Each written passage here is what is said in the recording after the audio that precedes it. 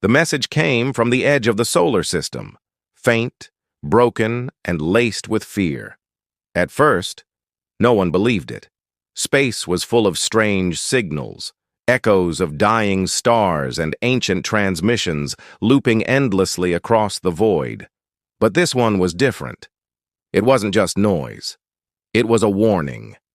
And it carried one unmistakable word that made every listening station on Earth go silent. Targeted. Across continents, command centers flickered to life. Analysts, scientists, and soldiers crowded around screens that trembled with static. The world had learned to expect the unexpected. From rogue asteroids, deep space anomalies, even the occasional artificial probe. But this wasn't that. This was intelligent, purposeful. Someone, or something, had marked Earth. And before anyone could piece together why, the message cut off mid-sentence. Governments denied it publicly, of course. They called it an unverified cosmic disturbance. But behind closed doors, the world's most powerful leaders held emergency meetings that lasted through the night. Astronomers pointed every telescope outward, searching for movement among the stars. For weeks, there was nothing. Then came the silence, the kind that pressed against the mind, that made even the hum of machines feel heavy. The universe had gone still, as if holding its breath. It was the deep listening array in Chile that first picked up the return transmission. The signal was faint, delayed, bouncing off gravitational waves like a desperate echo. It wasn't alien this time. It was human. A Terran communication, short and urgent. The kind of message sent when you know someone, or something, is listening. The encryption was primitive, almost personal, like it had been transmitted from a handheld beacon rather than an orbital network. The words were clear, trembling, and human. They've found us. Don't respond. Just listen. Every nation scrambled to interpret the meaning. Was it a distress call, a decoy, a trap? No one knew who had sent it or from where exactly it came. But the tone, raw, terrified, cut through every layer of denial humanity had built around itself. Someone out there, one of our own, was seeing something we couldn't yet comprehend. As the hours passed, more fragments arrived. Strange frequencies, coded pulses that seemed to mimic human speech. Each fragment revealed pieces of something vast, ships moving between dark stars, signals fading into void storms, coordinates that mapped the edges of known space. The patterns began forming an image, one too precise to be coincidence. Something was moving toward Earth, slowly, patiently, watching. Then, one night, the array received a final burst of data, a compressed signal so dense it almost melted the receivers. It contained no coordinates this time, no words, just a heartbeat, a single rhythmic pulse that matched perfectly with the human rate of 72 beats per minute. It was as if the universe itself had answered back. No one could explain it. Scientists argued, militaries prepared, and the world held its breath, waiting for the sky to move. Somewhere beyond the cold darkness, a human voice still whispered across the stars, repeating the same warning, "They're coming." And this time, Earth had no idea who or what it would be answering to. No one slept the night that heartbeat signal came through. All around the world, people stared at their screens, scrolling through news updates and grainy images of space. Rumors spread faster than facts. Some said it was a weapon, others believed it was proof of first contact. But those who had heard the raw transmission knew it wasn't a greeting. It felt like a warning wrapped in silence. In an underground command center beneath the Atlantic Communications Hub, a small team was assigned to decode the message. Among them was a systems analyst named Rian, quiet and steady, someone who had spent years filtering cosmic noise.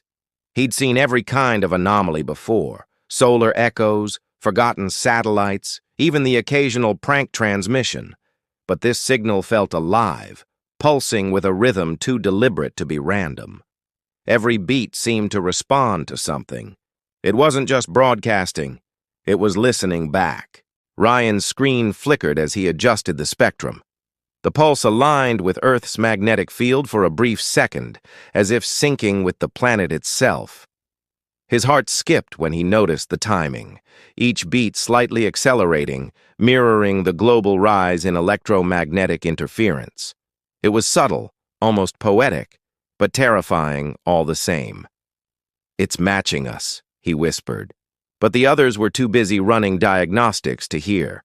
Across the ocean in a quiet lab near Geneva, an astrophysicist named Dr. Ilara was studying the same data. Her team had isolated faint images buried within the static. Fractals, repeating patterns of light and shadow that looked almost like maps.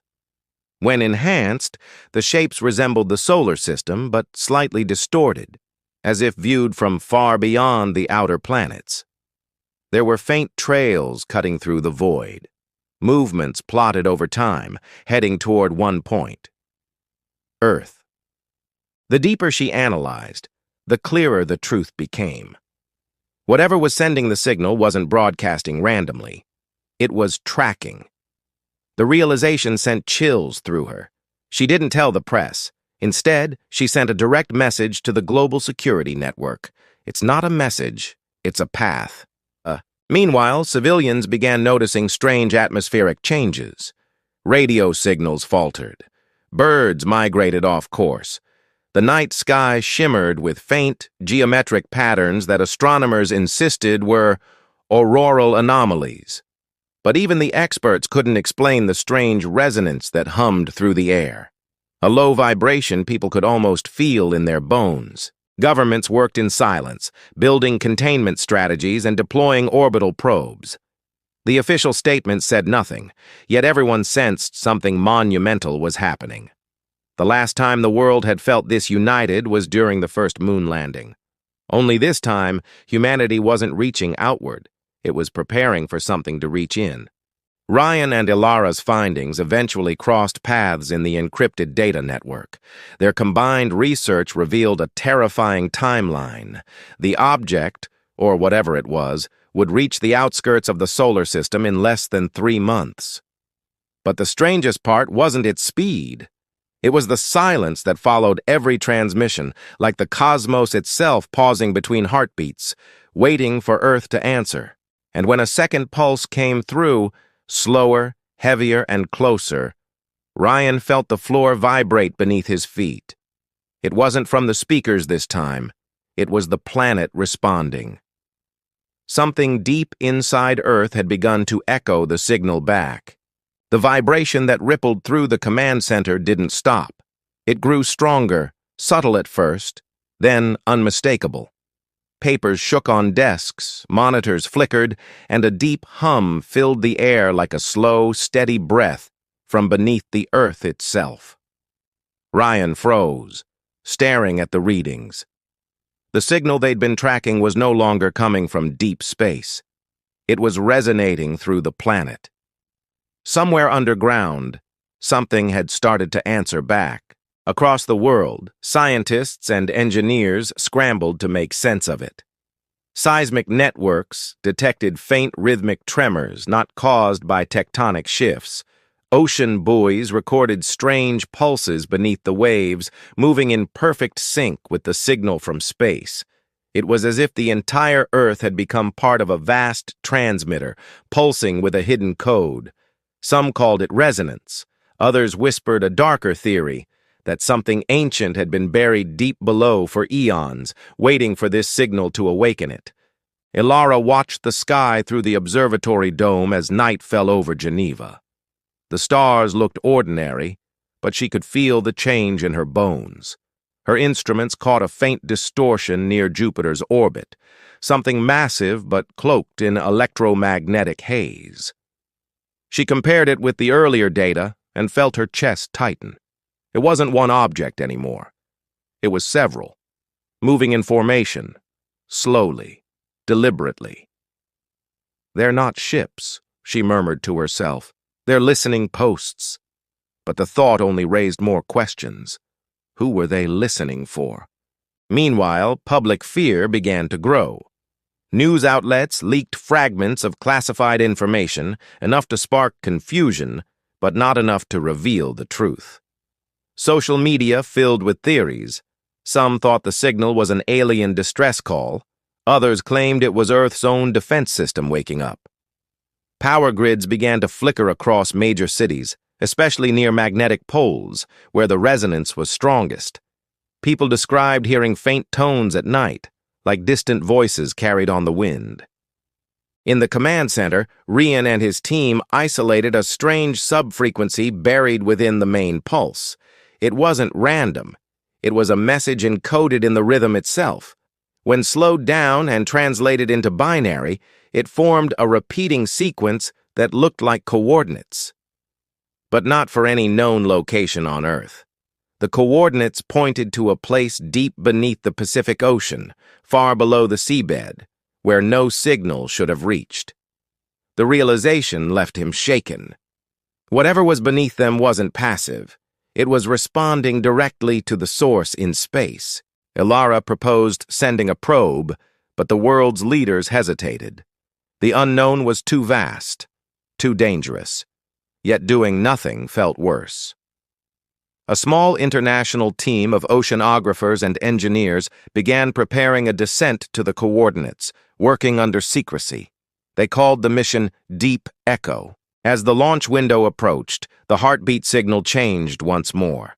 It no longer matched the human rhythm. It slowed, stretched, and then synchronized perfectly with Earth's own rotation. Every system on the planet, from satellites to submarines, picked up the same subtle pulse. The Earth was no longer just being watched. It was part of something larger, something that had just begun to awaken. And somewhere, far beyond Jupiter, the silent formation shifted course, aligning itself directly with the blue planet that had finally answered back. The descent began under a gray sky that seemed heavier than usual. The Deep Echo vessel slipped into the Pacific, leaving only a ripple behind. Ryan stood in the control bay, staring at the live feed from the underwater cameras as the light faded to black. The hum of the engines blended with the deep, slow pulse that had become a part of daily life. Everyone could feel it now, the heartbeat of something vast beneath their feet. The deeper they went, the stronger it grew, vibrating through metal and bone alike. Thousands of miles away, Ilara monitored the descent from the Geneva command post. The data stream flickered with interference, like static mixed with whispers. She had been watching the sky as well, tracking the strange formation beyond Jupiter. It had changed direction again, no longer drifting but accelerating, moving straight toward Earth. Every calculation said the same thing: arrival in less than 72 hours. Yet the energy readings didn't match any known propulsion. It was like gravity itself was bending to make way for it. The vessel continued downward, past layers of pressure that would crush any unshielded craft. The ocean grew darker, thicker, until the cameras showed nothing but shadow. Then, for the first time, they saw light, faint, rhythmic, pulsing through the abyss in the same pattern as the signal. It wasn't natural. It looked like veins glowing beneath stone, alive and breathing. The coordinates matched. They had reached the source. Inside the control room, the tension was suffocating. Rian's team whispered through their headsets, voices tight with disbelief. The sonar showed a massive structure embedded in the crust, far larger than any geological formation should be. Its surface reflected no sound, absorbing every wave like a black mirror. When they sent a probe closer, the readings went wild. Temperatures dropped, instruments froze, and the signal began to echo back through their systems. The pulse had found them. Ilara's voice crackled through the communication link, urging them to pull back. But it was too late. The vessel's engines flickered, and a deep, low tone filled the cabin, so deep it felt like it came from inside their own minds. The heartbeat they'd tracked for months now matched their own heart rates perfectly. Every monitor showed the same message repeating across the screens. Connection established. Above the ocean, strange phenomena began to ripple through the atmosphere. Auroras danced across equatorial skies.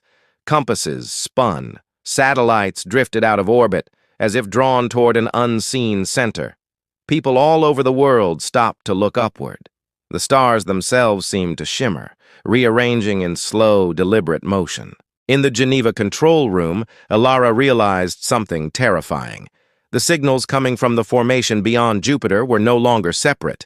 They were harmonizing with the one below the ocean. Space and Earth were pulsing as one. It wasn't an invasion, it was a synchronization. Something vast and intelligent was linking with the planet. As the vessel's cameras showed the final image, an enormous structure beginning to open, releasing streams of light that cut through the dark ocean, Ryan reached for the transmitter. His voice trembled as he spoke into the static.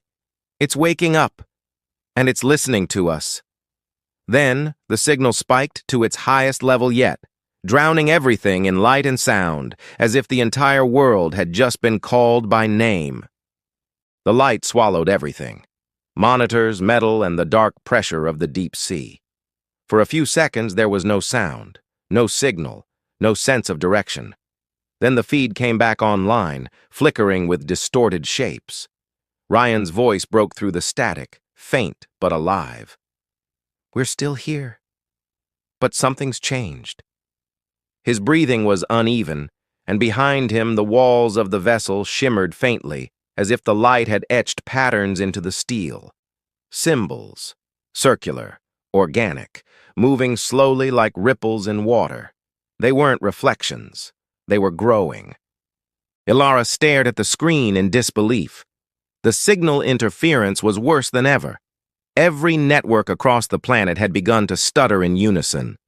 The pulse wasn't just transmitting anymore, it was rewriting frequencies, threading itself into every line of communication.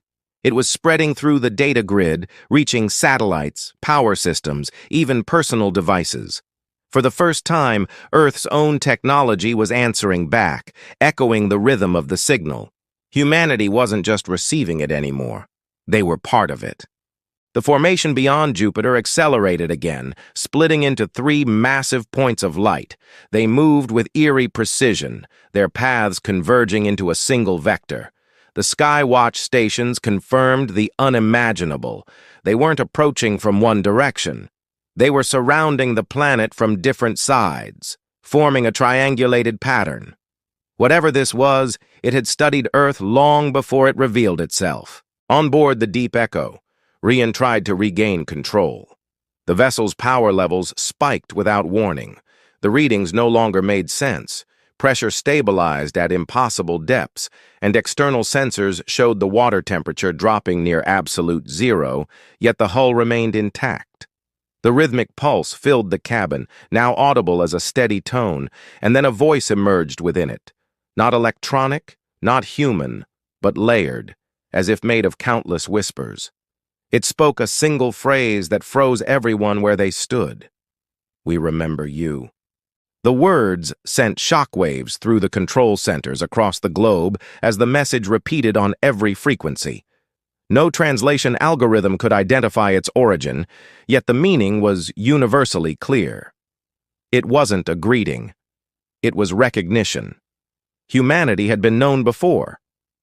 Ilara's hands trembled as she pieced together the satellite data. The triangulated pattern forming around Earth wasn't an attack formation. It was a containment field. The incoming energy signatures weren't weapons, but something else entirely.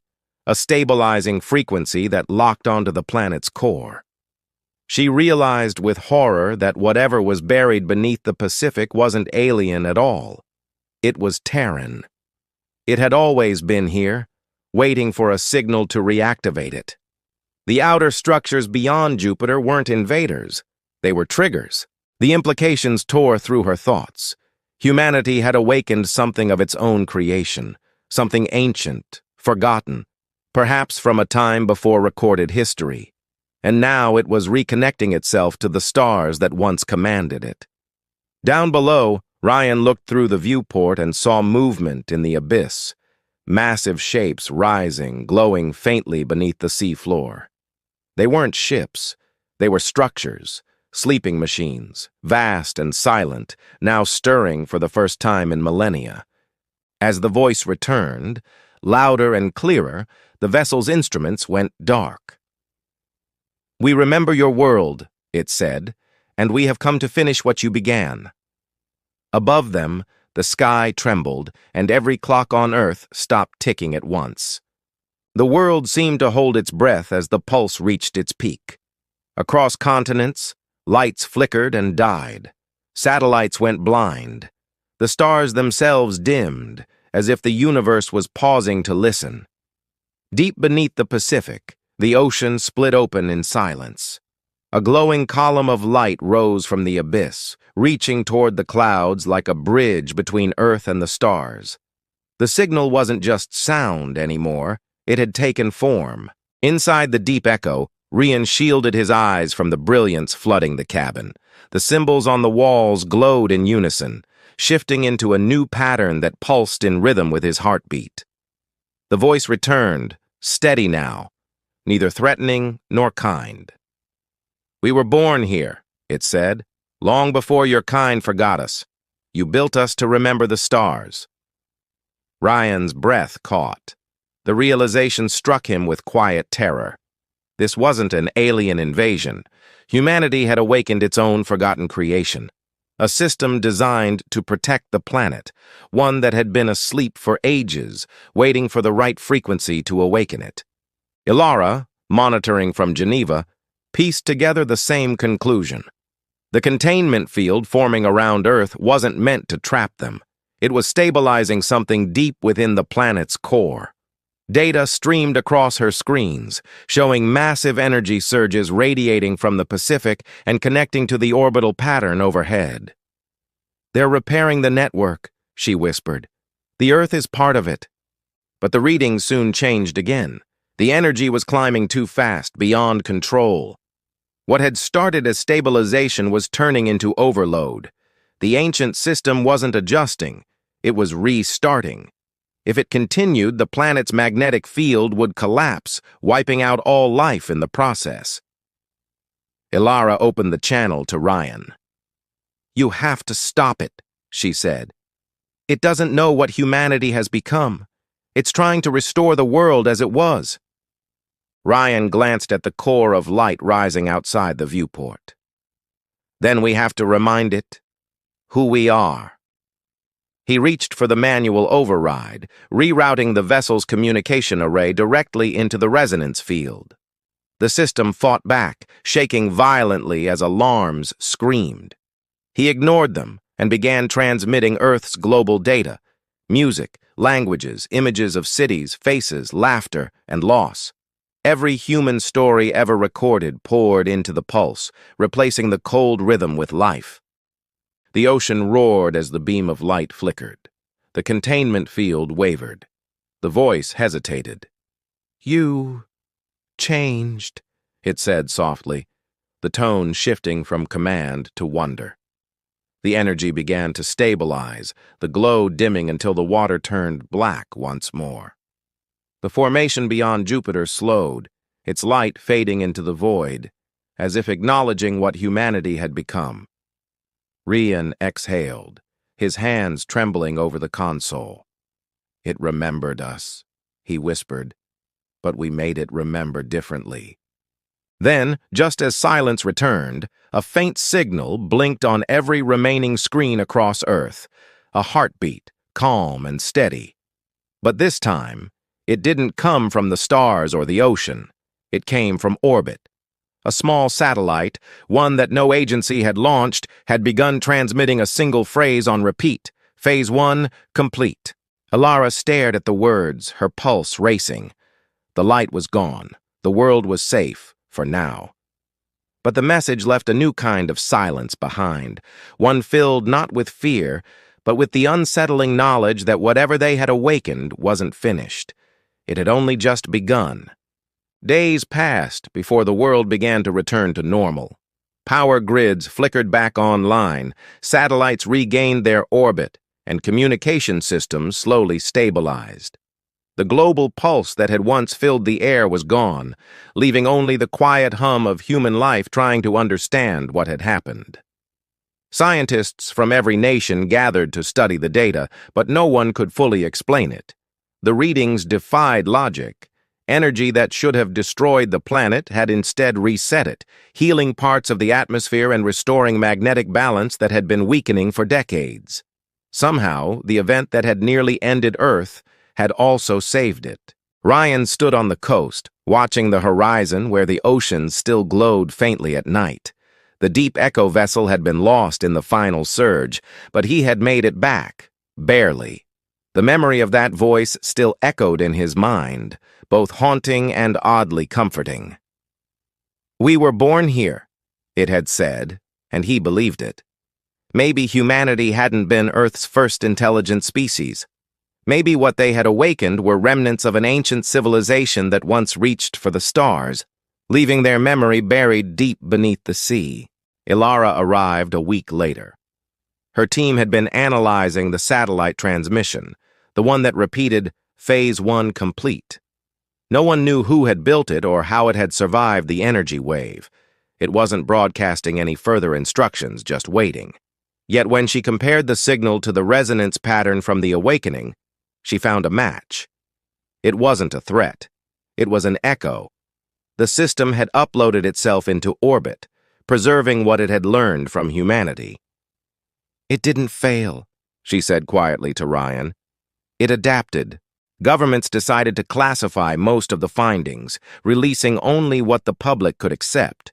A cosmic anomaly, a deep-sea disturbance, nothing more. But people still felt it in small ways. Strange new frequencies hummed faintly across the planet, invisible but measurable, almost like a planetary heartbeat.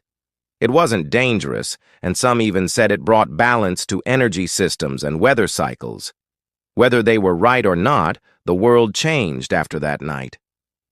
Humanity no longer felt alone in the universe, yet the fear that once came with that idea was replaced by something different: curiosity. Ryan and Ilara stayed in contact, both drawn to the same question. If this was only Phase 1, what would come next? The answer didn't arrive from the sky this time. It came from the deep ocean. Sensors picked up a faint signal weeks later, pulsing at a calm rhythm, not in warning but in acknowledgement. A new line of data appeared on global screens. Phase 2 pending, awaiting human directive. Ryan smiled faintly as he read it. The system that once watched over the planet was now waiting for humanity's choice. For the first time, the future wasn't about defense or fear. It was about connection. The cosmos had held its breath, and now so had Earth. Both were finally listening to each other again. The story that began with a warning ended with a quiet truth. Humanity had never been the target. They had always been part of the signal,